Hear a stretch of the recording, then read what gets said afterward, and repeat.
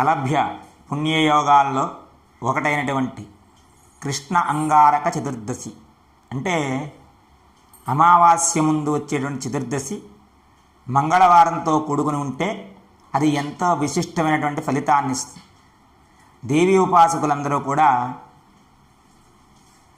మే 7వ తారీఖు మంగళవారం కృష్ణాంగారక చతుర్దశి రోజున అమ్మవారిని ఆరాధన చేయడం కానీ, స్తోత్రము చేయడం కానీ, పారాయణ చేయడం కానీ చేయడం ద్వారా విశేషమైనటువంటి అమ్మ యొక్క కృపను పొందగలుగుతారు.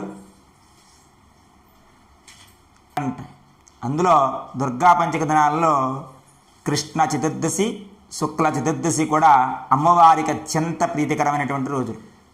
అదే లలితా సహస్రంలో మహానవమ్యాం చతుర్దశ్యాం సితాయాం శుక్రవాసరే పౌర్ణమాస్యే చంద్రబింబే ధ్యాత్వా శ్రీ లలితాంబికాం